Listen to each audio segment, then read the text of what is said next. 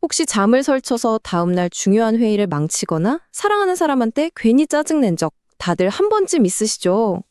이게 그냥 나만 겪는 일이 아니에요. 사실 수면 부족 때문에 전 세계적으로 생기는 경제 손실이 수천억 달러에 달한다고 합니다. 그래서 오늘 도대체 우리는 왜 잠 못 들고 어떻게 하면 꿀잠을 되찾을 수 있는지 그 과학적인 원리를 제대로 한번 파헤쳐 보겠습니다. 몸은 진짜 천근만근인데 이상하게 정신만 점점 더 또렷해지는 밤. 정말 답답하죠. 근데 이 상황 뒤에는요, 아주 흥미로운 과학이 숨어 있습니다. 사실 우리 뇌 속에서는 잠을 재우려고 두 개의 강력한 시스템이 아주 치열하게 힘겨루기를 하고 있거든요. 만약 잠 못 드는 밤 때문에 괴로우시다면 이게 결코 여러분의 의지 문제가 아니라는 걸 꼭 아셨으면 좋겠어요. 여기 보시는 것처럼 이젠 개인의 침실을 넘어서 사회 전체의 문제가 됐습니다. 항상 켜져 있는 우리 현대사회가 어떻게 이 전염병 같은 불면증을 키우고 있는지 한번 살펴보죠. 60세 이상 성인의 무려 60%가 불면증에 시달리고 있다고 해요. 이건 그냥 좀 피곤하다 이 정도 수준의 얘기가 아닙니다. 심장병, 당뇨병, 심지어 알츠하이머병 같은 만성 질환의 위험이 확 올라간다는 뜻이니까요. 자, 그럼 본격적으로 들어가 볼까요? 우리 몸이 잠들고 깨어나는 건 정말 정교하게 조절되는 두 가지 시스템 덕분입니다. 하나는 24시간 주기를 관리하는 생체 시계고요. 다른 하나는 우리가 깨어있는 동안 피로를 차곡차곡 쌓아가는 수면 압력 타이머예요. 이 두 가지 수면 엔진이 어떻게 다른지 여기서 딱 볼 수 있죠.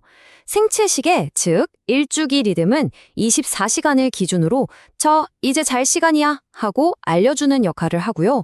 수면 압력 타이머는 깨어있는 동안 계속 피로를 쌓아서 잠이 필요하다는 걸 느끼게 만드는 거죠. 이 둘이 어떻게 같이 일하는지 좀 더 자세히 볼게요. 우리가 피곤하다고 느끼는 거, 그게 바로 이 아데노신이라는 화학물질 때문입니다. 마치 모래시계의 모래처럼요. 깨어있는 동안 뇌에 아데노신이 계속 쌓이면서 이제 그만 쉬어 하는 강력한 신호를 보내는 거죠. 이 모래가 거의 다 떨어질 때쯤이면 잠잘 시간이 아주 가까워졌다는 뜻입니다. 그러니까 핵심은 이거예요. 예를 들어서 생체 시계가 밤 10시라고 딱 알려주고 동시에 수면 압력 타이머에 아데노신도 하루 종일 충분히 쌓였을 때 바로 이 두 가지가 완벽한 조화를 이룰 때 우리는 비로소 쉽고 깊은 잠에 빠져들 수 있는 거죠. 자, 그럼 이 두 시스템이 조화를 이루도록 돕는 핵심 플레이어가 누군지 알아봐야겠죠? 바로 정말 유명하지만 또 그만큼 오해도 많이 받는 수면 호르몬, 멜라토닌입니다. 많은 분들이 멜라토닌을 그냥 수면제라고 생각하시는데요. 실제 역할은 그것보다 훨씬 더 섬세하고 재미있어요. 멜라토닌이 어떻게 나오는지 보여주는 건데요. 주변이 어두워지면 우리 눈이 그걸 감지해서 뇌의 생체 시계에 신호를 보내요. 그럼 낮 동안 닫혀있던 댐의 수문을 열듯이 멜라토닌을 온몸으로 쫙 분비하는 겁니다. 이건 수천 년 동안 인류가 해와 함께 잠들고 깨도록 도와준 아주 자연스러운 과정이에요. 이야, 이 비유가 멜라토닌의 역할을 정말 정확하게 설명해 주네요. 멜라토닌은 수면제가 아니에요. 그냥 자, 이제 수업 시작할 시간이야 하고 알리는 종소리 같은 신호일 뿐이죠. 이 종소리가 울리면 우리 몸은 체온도 좀 낮추고 심박수도 줄이면서 본격적으로 잠잘 준비를 시작하는 거고요. 맞습니다. 멜라토닌은 주로 시간을 설정해주는 역할을 해요. 바로 이 특징 때문에 시차 적응이나 교대 근무 때문에 생체 리듬이 깨졌을 때 효과가 있는 거죠. 멜라토닌이 우리 몸의 시계를 새로운 시간대에 딱 맞출 수 있도록 도와줘서 낮에는 쌩쌩하고 밤에는 졸릴 수 있도록 해주는 겁니다. 그런데 안타깝게도 우리의 현대 생활은 이런 자연스러운 수면 시스템을 계속해서 방해하고 있습니다. 밤늦게까지 보는 스마트폰의 푸른빛, 늦은 저녁에 마시는 커피, 머릿속을 떠나지 않는 걱정거리들, 우리도 모르는 사이에 매일 밤 스스로의 잠을 방해하고 있는 셈이죠. 이 차트를 한번 보세요. 스마트폰이나 LED 조명에서 나오는 저 파란색 빛이 멜라토닌 분비를 얼마나 강력하게 막는지 보이시죠? 반면에 노란색이나 붉은 계열의 빛은 거의 영향을 안 줍니다. 그러니까 잠들기 전에는 스마트폰 내려놓고 따뜻한 색의 조명 아래에서 책을 읽는 게 훨씬 좋다는 거죠. 우리 뇌는요, 푸른빛을 대낮의 햇빛이랑 똑같이 받아들여요. 그래서 밤에 푸른빛을 보면 뇌가 아직 활동할 시간이구나 하고 착각하는 거죠. 몸은 피곤해 죽겠는데 뇌만 대낮처럼 깨어 있으니 잠이 올 리가 있겠어요? 카페인은 정말 영리한 흉내꾼이에요. 피로 물질인 아데노신이랑 모양이 비슷해서 아데노신이 앉아야 할 자리에 자기가 대신 딱 앉아버리는 거죠. 그래서 우리는 피곤한데도 피곤함을 못 느끼게 되는 거고요.